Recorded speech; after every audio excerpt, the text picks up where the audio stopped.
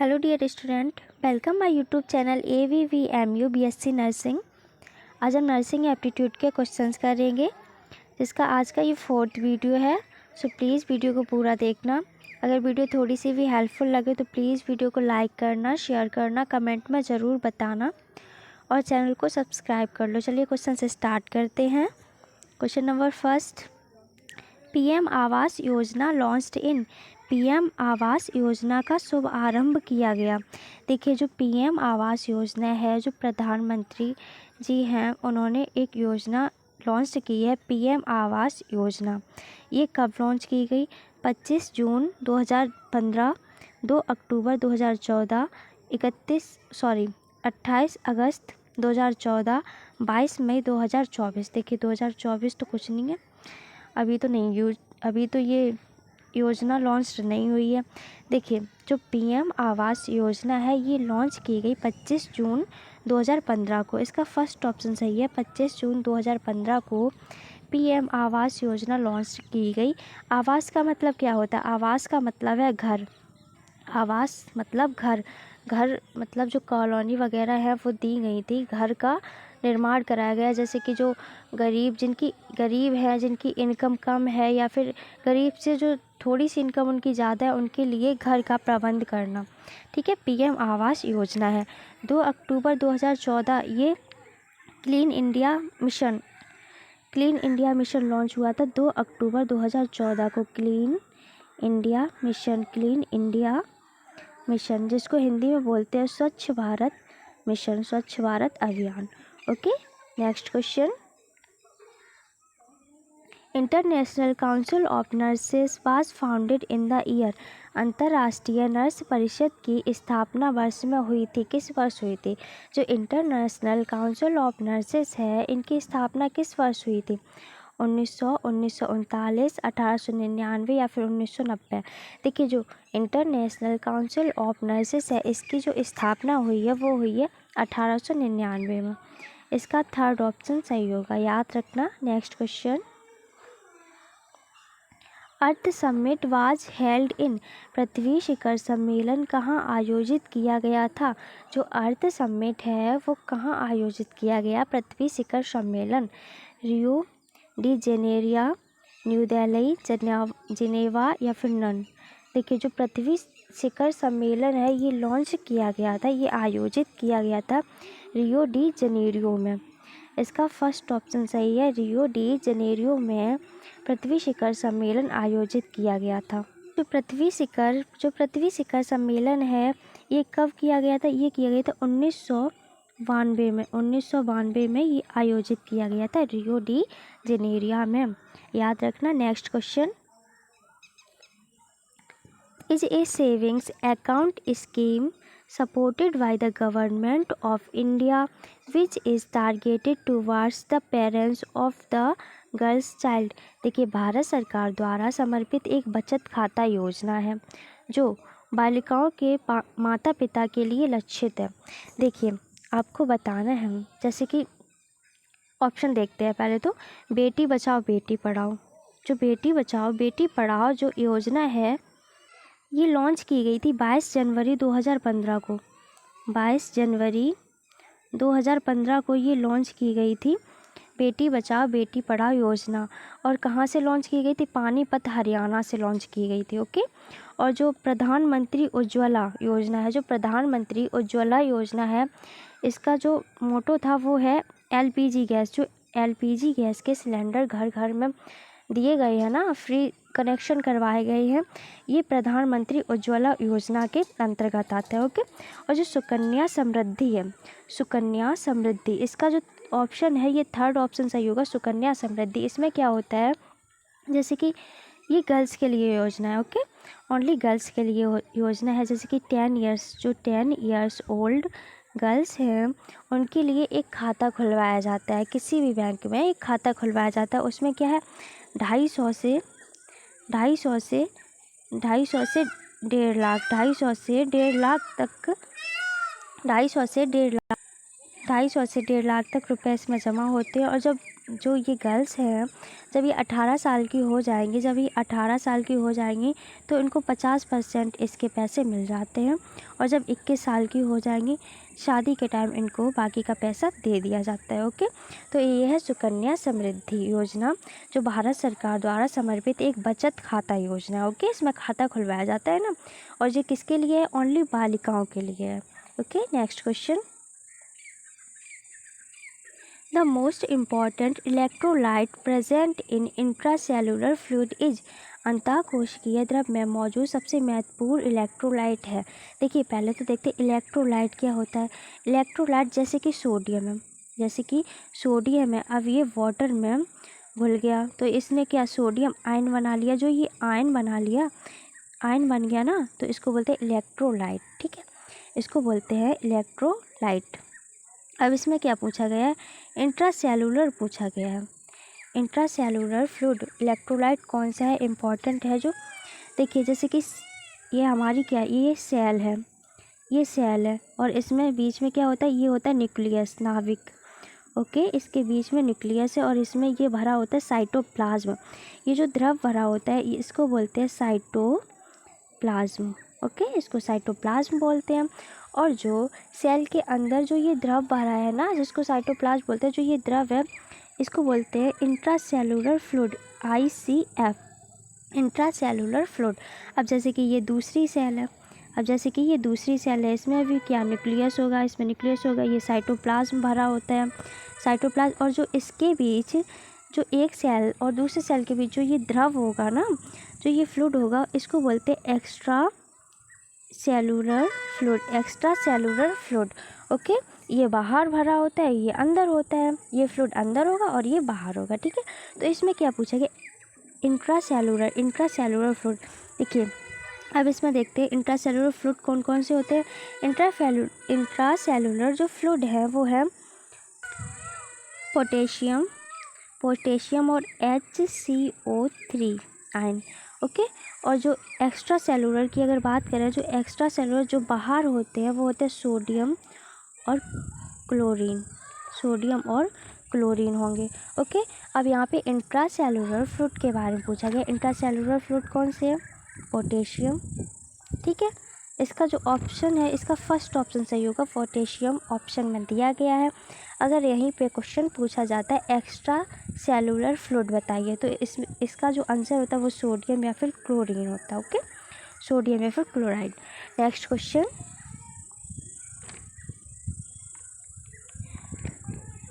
कॉन्गिनाइटल diseases are the diseases, जन्मजात बीमारियां होती हैं। जो जन्मजात बीमारियां, इनको इनेट भी बोलते हैं, इनेट, जो जन्म से प्रेजेंट होती हैं। ओके, अब देखिए कौन सी हैं। कॉन्गिनाइटल डिजीज़ क्या होती हैं? विच अकर्स डरिंग लाइफ, जो जीवन के दौरान घटित होते हैं। Which are communicable from one human to another, जो एक मनुष्य से दूसरे मनुष्य में संचारी होते हैं। Which are present right from the time of birth, जो जन्म के समय से ही विद्यमान होते हैं। या फिर डिफिशियंसी डिजीज़, कमी से होने वाले रोग। देखिए, जो कॉन्जिनाइटल डिजीज़ है मतलब जन्मजात बीमारियां, जन्मजात है तो मतलब जन्म से ही प्रेजेंट होती हैं, तो इसका थर्ड ऑप्शन सही होगा। ये बीमारियां जन्म के समय से ही विद्यमान होती है, इनको बोलते हैं कॉन्जिनाइटल डिजीज़। ओके, अब अगर बात करें कॉन्जिनाइटल डिजीज़ कौन सी होती है जो जन्म से प्रेजेंट होती है, वो है जैसे कि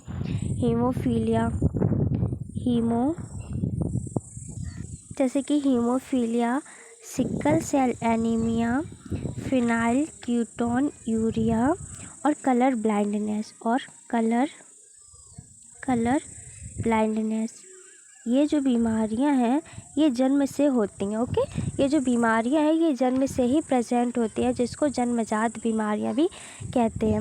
अगर डिफिशियंसी डिजीज़ की बात करें तो जैसे कि माल न्यूट्रिशन है, जैसे कि नाइट ब्लाइंडनेस जो होती है विटामिन ए की कमी से, नाइट ब्लाइंडनेस है। और एनीमिया जिनमें खून की कमी हो जाती है, एनीमिया, वाइटर, क्वासिस्कोर और मैरस्मस। ठीक है, ये डिफिशियंसी मतलब कमी से होने वाली बीमारियां हैं। और मैंने तो बता दिया जो जन्मजात बीमारियां, हीमोफीलिया है, सिकल सेल एनीमिया है, फिनाइलकीटोन यूरिया है और कलर ब्लाइंडनेस, ये जन्म से ही प्रेजेंट होती हैं।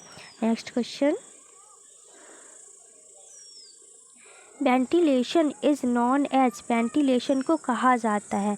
देखिए वेंटिलेशन क्या होता है, replacement of air inflow and outflow, हवा का प्रतिस्थापन, आवक और बहिर्प्रवाह, कंडेंसेशन ऑफ एयर, वायु का संघनन, फास्ट फ्लो ऑफ एयर, हवा का तेज प्रवाह या फिर नन। देखिए जो वेंटिलेशन है, वेंटिलेशन किसको बोलते हैं, वेंटिलेशन को क्या कहा जाता है, जो वेंटिलेशन है जैसे कि घर होते हैं, जैसे कि हाउस है, उसकी जो छत है, उसकी जो छत है, इसमें बाहर की हवा का आना मतलब इनफ्लो, बाहर की हवा का अंदर आना, और अंदर जो एयर है उसका बाहर जाना मतलब आउटफ्लो, इसको बोलते हैं ventilation. Ventilation replacement of air, इसका फर्स्ट ऑप्शन सही होगा, replacement of air inflow and outflow is called ventilation. Okay, next question, which of the following are objectives of environment health, निम्नलिखित में से कौन सा पर्यावरण स्वास्थ्य के उद्देश्य है। आपको बताना है इन्वायरमेंट हेल्थ के ऑब्जेक्टिव क्या है। Promotion of personal and community health level, व्यक्तिगत एवं सामुदायिक स्वास्थ्य स्तर, यहाँ पे ता होगा, स्तर को बढ़ावा देना। देखिए जो इसमें क्या दिया गया है, हाँ, personal and community health level को प्रमोट करना। ठीक है, ये इन्वायरमेंटल हेल्थ का ऑब्जेक्ट है। ओके, प्रिवेंशन फ्रॉम डिजीज़, बीमारियों से बचाव, बीमारियों का प्रिवेंशन करना, डिजीज़ को प्रिवेंट करना, ये भी इन्वायरमेंटल डिजीज़ का ऑब्जेक्ट है, इन्वायरमेंट हेल्थ का ऑब्जेक्ट है। कंट्रोल ऑन इन्वायरमेंटल, पर्यावरण प्रदूषण पर नियंत्रण, जो पर्यावरण प्रदूषण है, पॉल्यूशन है, उस पर नियंत्रण करना, ये भी इन्वायरमेंट हेल्थ का ऑब्जेक्ट है। तो ये तीनों ही ऑप्शन सही है, इसका फोर्थ ऑप्शन सही होगा, all of the above. Okay, next question, deficiency of vitamin B12 causes, vitamin B12 की कमी के कारण कौन सा रोग होगा। देखिए स्कर्वी, जो स्कर्वी है वो तो विटामिन C की कमी से होने वाला रोग है स्कर्वी। नाइट ब्लाइंडनेस, ये विटामिन A की कमी से होने वाला रोग है नाइट ब्लाइंडनेस। और जो पर्नीशियस एनीमिया है ये होता है विटामिन B12 की कमी से। इसका थर्ड ऑप्शन सही होगा, पर्नीशियस एनीमिया विटामिन B12 की कमी से होने वाला रोग है। और अगर आपसे पूछा जाए विटामिन B12 का केमिकल नेम क्या है, विटामिन B12 का केमिकल नेम, इसका जो केमिकल नेम है साइनोकोवैलामिन। ओके, इसका जो केमिकल नेम है साइनोकोवैलामिन, विटामिन B12 का केमिकल नेम है, याद रखना। नेक्स्ट क्वेश्चन,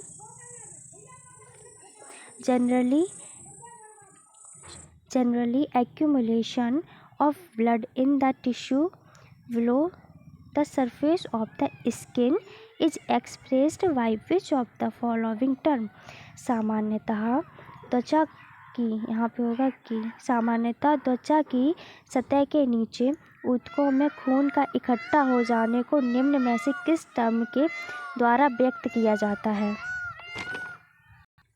देखिए ये हमारी वीन्स है, वीन्स में ब्लड वेसल्स, ठीक है, वीन्स है जिसमें क्या जो ब्लड है वो बहता है, जो ब्लड है ये बहता है। और ये क्या है, ये स्किन, ऊपर का ये स्किन है, इसमें बीच में क्या टिश्यू होते हैं, ठीक है, टिश्यू होते हैं। तो जो ब्लड का बाहर निकलना, जो ब्लड बाहर आ जाता है ना, तो ये टिश्यू में ये जम जाएगा, यहाँ पे ये इकट्ठा हो जाएगा स्किन के नीचे। अगर ब्लड वेसल से जो ब्लड बाहर आ जाता है और जो स्किन के नीचे टिश्यू में इकट्ठा हो जाता है, इसको किस टर्म से जानते हैं, हेमेटोमा। देखिए इसका फर्स्ट ऑप्शन सही होगा, हेमेटोमा, इसको बोलते हैं हेमेटोमा। ब्लड वेसल्स का बाहर आना, ब्लड वेसल्स का बाहर आकर स्किन के नीचे इकट्ठा होना बोलते हैं हेमेटोमा। और हेमेटमेसिस, ये जो हेमेटमेसिस वर्ड है ये यूज़ किया गया है वॉमिटिंग में ब्लड का आना, वॉमिटिंग में ब्लड का आना, वॉमिटिंग में ब्लड का आना। ठीक है, जब वॉमिटिंग होती है तो उसमें जो ब्लड आता है, ब्लड का आना, इसको बोलते हैं हेमेटमेसिस। हेमेट का मतलब ही है ब्लड। ओके, तो इसका सेकंड का मतलब समझिए, वॉमिटिंग में ब्लड का आना, हेमेटमेसिस। और जो एपिस्टैक्सिस है, एपिस्टैक्सिस ये होता है ब्लीडिंग फ्रॉम नोज, नाक से ब्लड का आना, ब्लीडिंग फ्रॉम नोज, नाक से ब्लड का आना। जब नोज से ब्लीडिंग होती है ना, तो इसको बोलते हैं एपिस्टैक्सिस। और ये एक वर्ड दिया गया है हीमोप्टाइसिस। हीमोप्टाइसिस ये क्या है? कफिंग, जब खांसते हैं ना तो कफ आता है, तो कफिंग में ब्लड का आना, कफिंग में ब्लड का आना, इसको बोलते हैं हीमोप्टाइसिस। जो टीबी के मरीज में होता है, टीबी के मरीज होते हैं ना, उनमें खांसते टाइम कफिंग में ब्लड आता है। इसका फर्स्ट ऑप्शन सही है। जो ये क्वेश्चन पूछा गया था ना, ब्लड वेसल्स का बाहर आकर स्किन के नीचे जो टिश्यू है उनके जो इकट्ठा हो जाते हैं ना टिश्यू पे, तो उसके लिए क्या टर्म यूज़ किया जाता है? उसके लिए टर्म यूज़ किया जाता है हेमेटोमा। ठीक है, नेक्स्ट क्वेश्चन। सामान्यतः अस्पताल में दो पलंगों मतलब बेड्स के मध्य निम्न में से कितनी आदर्श दूरी, समुचित दूरी होनी चाहिए? देखिए, जो अस्पताल में बेड्स डले होते हैं ना, बेड डले होते हैं, तो उनके जो बीच की दूरी है वो कितनी होनी चाहिए? एक बेड, जैसे कि ये एक बेड है, ये दूसरा बेड है, जो इनके बीच की दूरी है ये कितनी होनी चाहिए? ये होनी चाहिए 6 feet.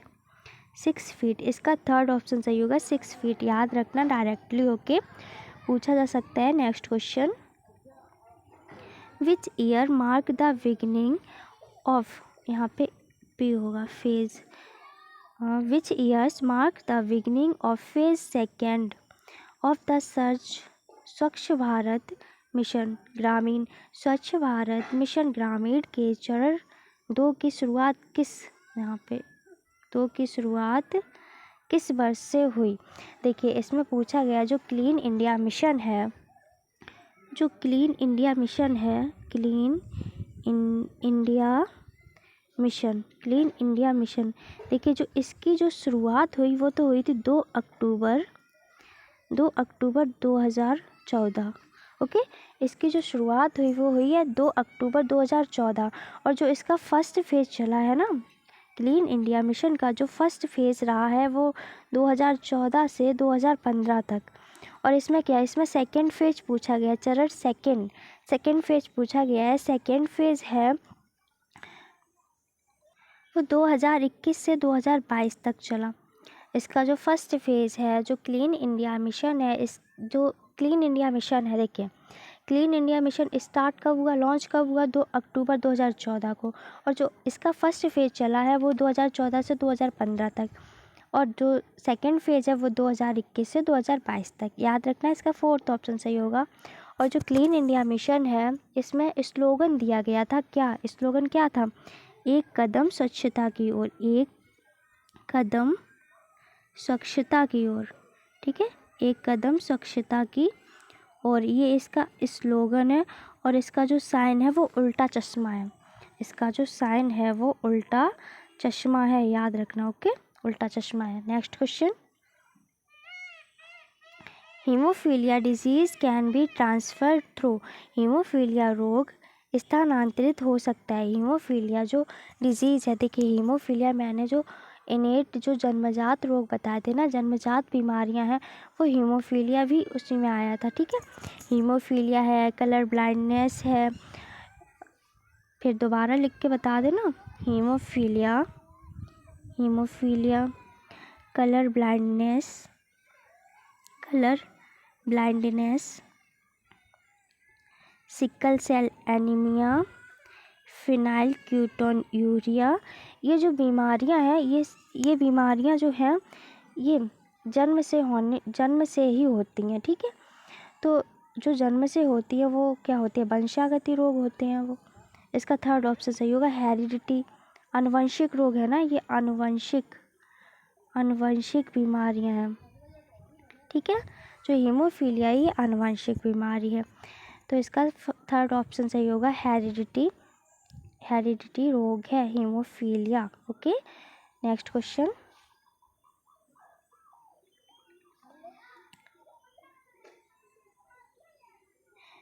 When recording blood pressure, the sound which can be heard with a stethoscope placed over the artery is termed as रक्तचाप रिकॉर्ड। मतलब जब ब्लड प्रेशर रिकॉर्ड करते समय धमनी के मतलब आर्टरी के ऊपर स्टेथोस्कोप से जो ध्वनि सुनी जा सकती है उन्हें क्या कहा जाता है। देखिए, जो ब्लड प्रेशर जब रिकॉर्ड करते हैं, जब ब्लड प्रेशर मापते हैं, तो ऊपर एक पट्टी लगाई जाती है, हाथ पे एक पट्टी बांधी जाती है, ठीक है। और उसके अंदर एक स्टेथोस्कोप जो आगे का हिस्सा वो रखा जाता है और कान में लगाया जाता है, तो वो आर्टरी पे दबाव डालता है, ठीक है। आर्टरी पे जो दबाव डालता है वही ध्वनि उत्पन्न होती है। तो उस ध्वनि को क्या बोलते हैं? उसको बोलते हैं कोरोटकोफ साउंड। इसका फोर्थ ऑप्शन सही हो, कोरोटकोफ साउंड। और जो ब्लड प्रेशर है इसको किस इंस्ट्रूमेंट से मेज़र किया जाता है, ये पूछा जाता है। जो ब्लड प्रेशर है इसको किस इंस्ट्रूमेंट से मेज़र किया जाता है, वो इंस्ट्रूमेंट है स्फैग्नोमोनोमीटर।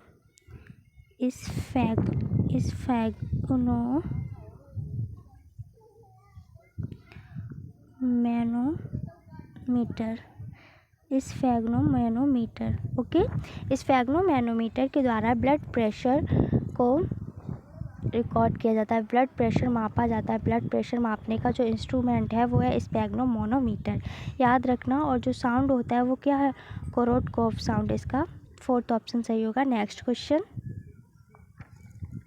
विच of the following vitamin is helpful to bone development. निम्न में से कौन सा विटामिन अस्थि के विकास में सहायक है। आपको बताना है कौन सा विटामिन है जो बोन डेवलपमेंट में हेल्प करता है। Vitamin A, vitamin B, vitamin C, vitamin D. देखिए, जो विटामिन है जो क्या बोन डेवलपमेंट में हेल्प करेगा वो है विटामिन डी। विटामिन डी ये हमारे जो बोन है इनको डेवलप करता है, इनको डेवलप करेगा और स्ट्रॉन्ग बनाता है और स्ट्रॉन्ग रखता है। Okay, next question, hospital waste also known as, अस्पताल अपशिष्ट के रूप में भी जाना जाता है। देखिए, जो हॉस्पिटल वेस्ट होता है इसको किस नाम से भी जानते हैं, ई वेस्ट, बायोमेडिकल वेस्ट या फिर डोमेस्टिक वेस्ट। देखिए, जो हॉस्पिटल का वेस्ट है इसको बोलते हैं बायोमेडिकल वेस्ट के नाम से जानते हैं। ओके, अगर डोमेस्टिक वेस्ट है, ये डोमेस्टिक जो वेस्ट है ये घरेलू कचरा है, ये घरेलू कचरा है। ओके, घरेलू कचरा है डोमेस्टिक वेस्ट। और जो ई वेस्ट है ये इलेक्ट्रॉनिक वेस्ट है, ये इलेक्ट्रॉनिक वेस्ट है। ई वेस्ट इलेक्ट्रॉनिक वेस्ट है, याद रखना। Next question, major source of wholesome water is, पौष्टिक जल का प्रमुख स्रोत है। आपको बताना है, मेजर सोर्स पूछा गया है, ठीक है। मेजर सोर्स कौन सा है पौष्टिक जल का, रेनी वाटर, सरफेस वाटर या फिर ग्राउंड वाटर। देखिए, जो प्यूपल्स है, ज़्यादातर प्यूपल्स ग्राउंड वाटर यूज़ करती है, तो इससे मेन सोर्स पूछा गया। अगर इसमें पूछा जाता सोर्स ऑफ होलसम वाटर, अगर सोर्स पूछा जाता तो ये सारे सोर्स है वाटर के, रेनी वाटर है, सरफेस वाटर है, ग्राउंड वाटर है, पर इसमें मेजर सोर्स पूछा गया तो इसका थर्ड ऑप्शन सही होगा, ग्राउंड वाटर। जो पीपल है ज़्यादातर ग्राउंड वाटर ही यूज करती है। Next question, generally pathogens are destroyed by boiling water at which of the following degree centigrade. सामान्यतः पानी को निम्न में से कितने डिग्री सेंटीग्रेड पर उबलने पर पैथोजेंस नष्ट हो जाते हैं। देखिए, हम लोग जो वाटर बॉयल करते हैं तो वो कितने डिग्री सेंटीग्रेड पर बॉयल करें जो उसमें पैथोजेंस है वो नष्ट हो जाए।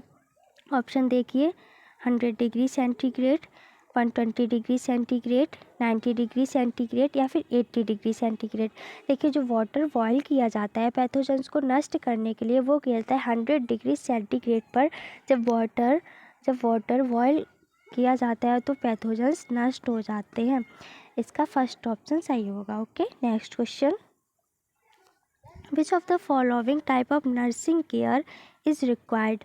निम्न में से नर्सिंग सेवा की आवश्यकता किस प्रकार की होती है? जो नर्सिंग केयर है, इसकी आवश्यकता किस प्रकार की होती है? यूनिवर्सल, सार्वभौमिक, स्पिरिचुअल आत्मिक, सोशल सामाजिक, फिजिकल शारीरिक।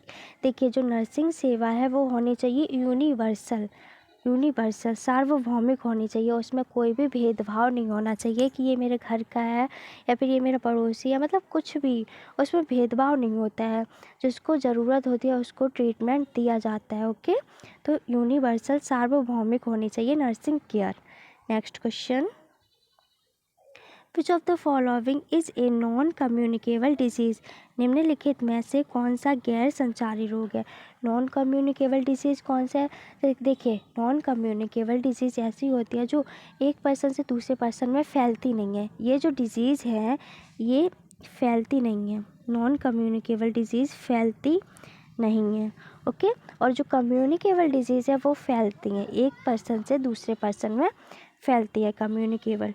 ओके, चलिए अब देखिए ऑप्शन देखते हैं। Diphtheria, influenza, common cold, diabetes. देखिए, नॉन कम्युनिकेबल डिजीज़ पूछी गई तो इसका फोर्थ ऑप्शन सही होगा, डायबिटीज़ ये नॉन कम्युनिकेबल डिजीज़ है। और भी हैं जैसे कि कैंसर, मालन्यूट्रिशन,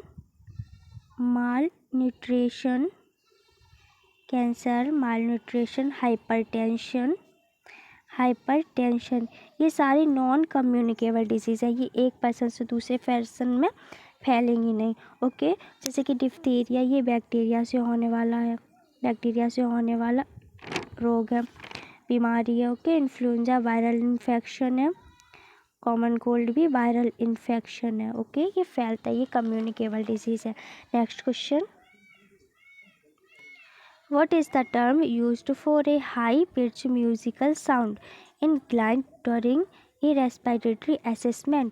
श्वसन मूल्यांकन के दौरान ग्राहक मतलब कि क्लाइंट में उच्च स्वर वाली संगीतमय ध्वनि के लिए किस शब्द का प्रयोग किया जाता है? देखिए, इसमें पूछा गया जैसे कि जो नर्सिंग प्रोफेशन है, हॉस्पिटल में रेस्पिरेटरी असेसमेंट करते हैं। ठीक है, किसी क्लाइंट का रेस्पिरेटरी जब असेसमेंट करते हैं उसके दौरान जो high pitch musical sound create होता है उसके लिए कौन सा टर्म यूज़ किया गया है? मतलब हाँ, कौन सा शब्द यूज़ किया जाता है? ग्रोइंग, वीजिंग, स्ट्रीडोर या फिर साई। देखिए, जैसे कि कोई भी किसी भी पर्सन को रेस्पिरेटरी सिस्टम से कोई भी मतलब एबनॉर्मलिटी है, कोई भी बीमारी है, तो मतलब वो ब्रीथिंग सही से नहीं कर पाएगा। जब उसको ब्रीथिंग में प्रॉब्लम होगी तो मतलब कुछ घरघराहट सी होती है ना, सांस लेते समय कुछ घरघराहट सी होती है। तो जब रेस्पिरेटरी असेसमेंट करते हैं उसके दौरान व्हीजिंग की आवाज़ आएगी।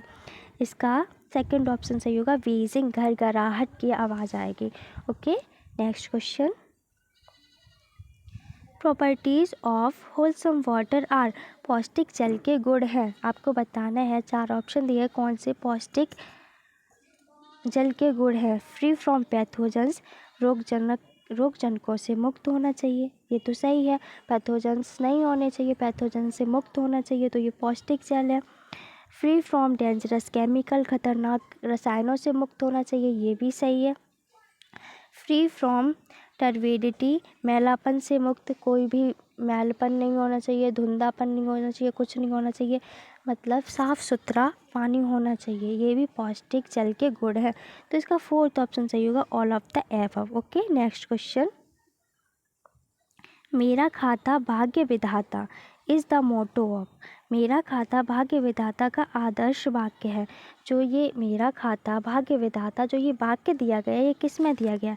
पीएम जनधन योजना, क्लीन इंडिया मिशन या फिर एम्स। देखिए, क्लीन इंडिया मिशन है, इसमें तो दिया गया था, जो स्लोगन दिया गया है वो है एक कदम स्वच्छता की ओर, एक कदम स्वच्छता की ओर। इसमें जो दिया गया नारा, जो स्लोगन है वो दिया गया एक कदम स्वच्छता की ओर, ओके, क्लीन इंडिया मिशन में। और जो पीएम जन धन योजना है, ये इसमें जो इसका जो मोटो है वो मेरा खाता भाग्य विधाता है। इसका फर्स्ट ऑप्शन सही होगा, ओके, याद रखना। Next question, which of the following is meant by the term it is epistaxis. आपको बताना है निम्नलिखित में से एपिस्टैक्सिस शब्द का क्या अर्थ है। ब्लीडिंग इन यूरिन, देखिए जब यूरिन में ब्लीडिंग होती है, जब यूरिन से खून आता है तो इसको बोलते हैं हेमेट यूरिया। यूरिन में खून आना, bleeding in urine, hamate urea, इसके लिए वर्ड यूज़ किया जाता है, ओके। ब्लीडिंग इन वॉमिटिंग, जब वॉमिटिंग में खून आता है तो इसको बोलते हैं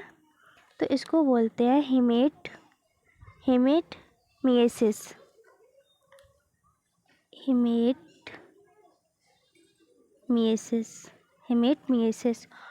और जब ब्लीडिंग इन स्पुटम, बलगम में खून आना, जब स्पुटम में खून आता है ना, जब बलगम में खून आता है तो इसको बोलते हैं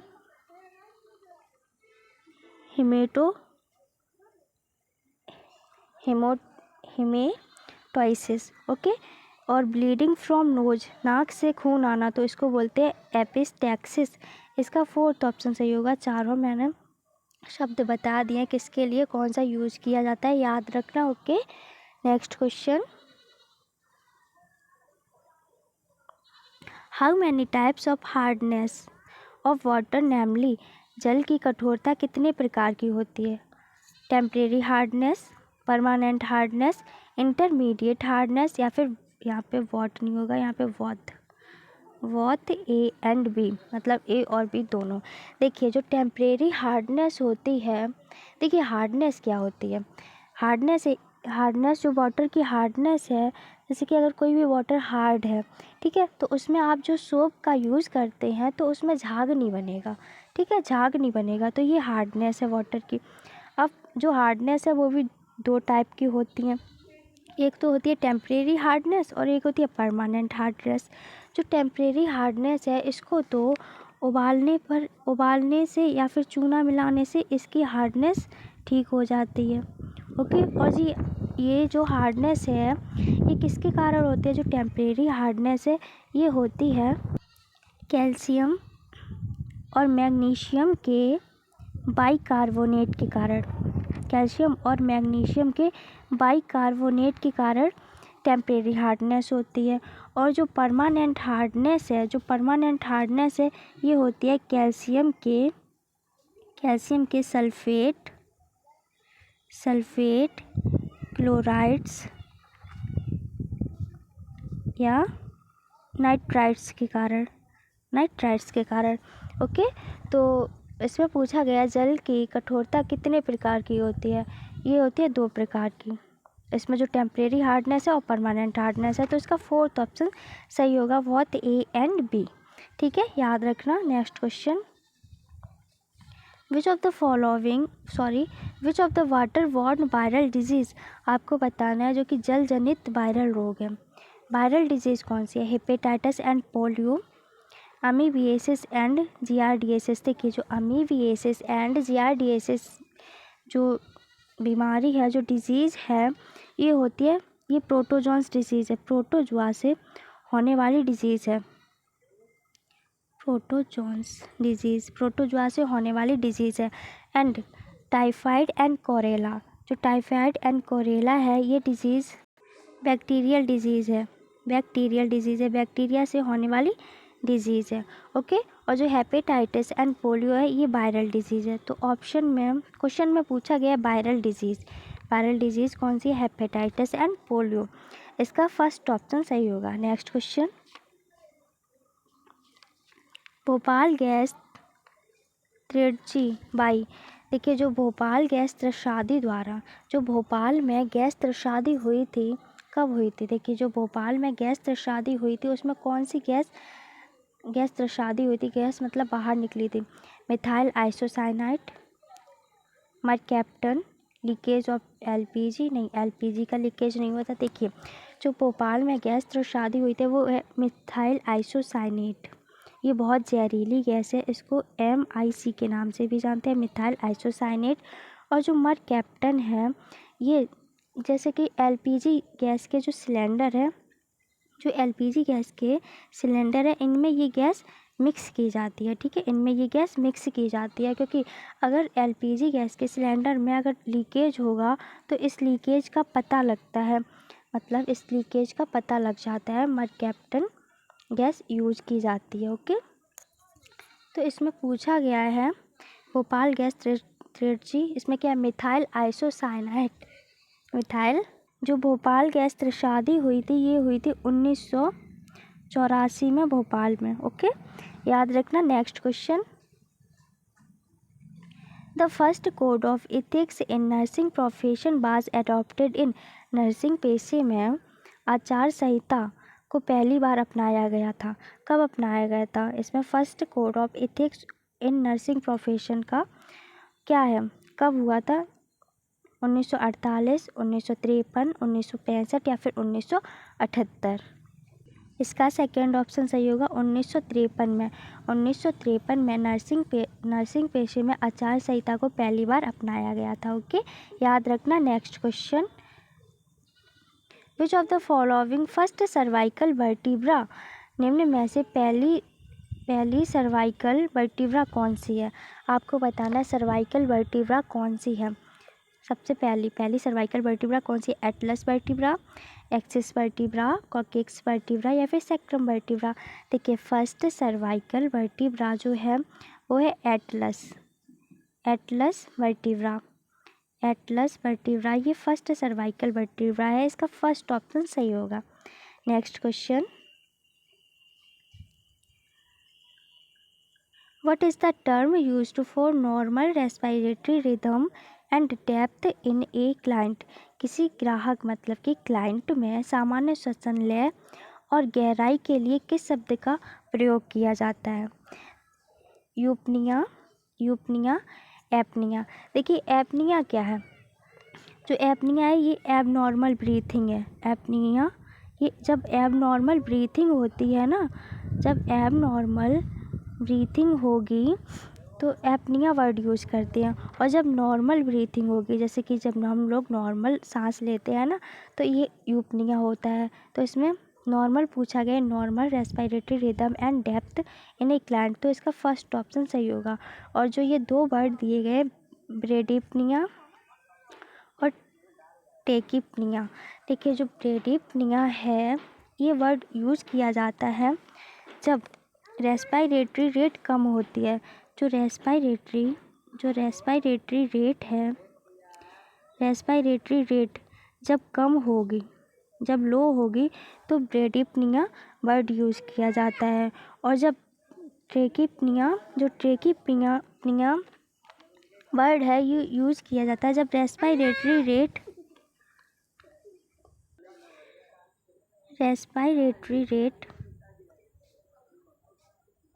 ज़्यादा होगी। जब रेस्पिरेटरी रेट हाई होगी तो ट्रेकिपनिया।